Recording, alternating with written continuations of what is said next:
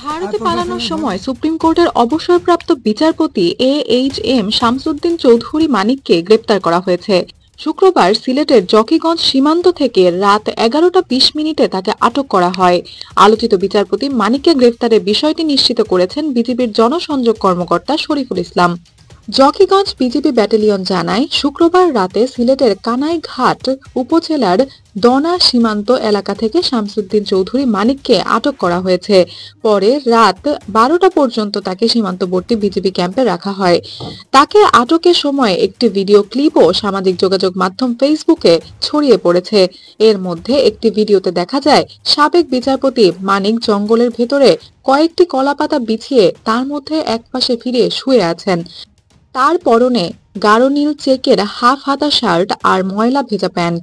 পেটের কাছাকাছি সাদা রঙের টুপি উল্টো করে পড়ে আছে।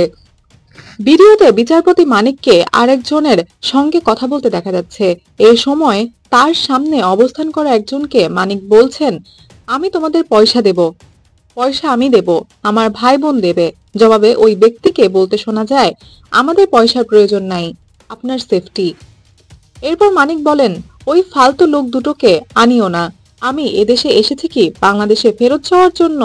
জানা যায় পালিয়ে যাওয়ার সময় নগদ 60 থেকে 70 লাখ টাকা, ব্রিটিশ পাসপোর্ট সহ ব্যক্তিগত বিভিন্ন সামগ্রী সঙ্গে নিয়েছিলেন মানিক। কিন্তু যাদের সঙ্গে তিনি পালিয়ে যাওয়ার চুক্তি করেছিলেন তারাই তাকে একা ফেলে নগদ সব টাকা নিয়ে চলে যান। তবে আটকের সময় বিজিবি তার কাছ থেকে নগদ 40,000 টাকা জব্দ করেছে।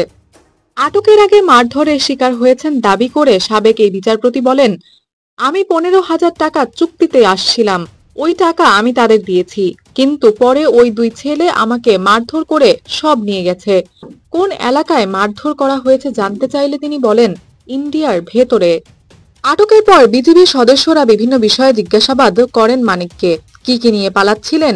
বিজিবি সদস্যর এমন প্রশ্নের জবাবে তিনি বলেন, আমার সঙ্গে ছিল ব্রিটিশ পাসপোর্ট, বাংলা পাসপোর্ট, নগদ কিছু টাকা, ডেবিট কার্ড ও ক্রেডিট কার্ড। এই সময় পাশ থেকে একজন জানতে চান, আজকে আটকের সময় আপনার সঙ্গে কি ছিল? জবাবে সাবেক এই বিচারপতি বলেন, তেমন কিছু ছিল না, 40,000-এর মতো টাকা ছিল, গতকাল 60-70 লাখের মতো টাকা ছিল, ওটা নিয়ে গেছে। নৌকাওয়ালা নিয়েছে কিনা জানতে চাইলে তিনি বলেন, সেগুলো ওই দুই ছোকরাই নিয়েছে, আমার সঙ্গে কিচ্ছু নাই, ফোন নাম্বার সব নিয়ে গেছে।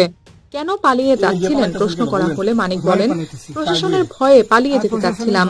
AHM শামসুদ্দিন চৌধুরী মানিক আপিল বিভাগের বিচারপতি ছিলেন। 2015 সালের সেপ্টেম্বরে তিনি অবসরে যান। সবশেষ কোটা সংস্কার আন্দোলন চলাকালীন একটি বেসরকারি টেলিভিশনের টক শোতে এসে আলোচনায় আসেন তিনি। এদিকে সাবেক রাষ্ট্রপতি জিয়াউর রহমানের সম্পর্কে আপত্তিকর মন্তব্য করায় বিচারপতি মানিকের বিরুদ্ধে সম্প্রতি নোয়াখালী আদালতে মামলা করা হয়েছে।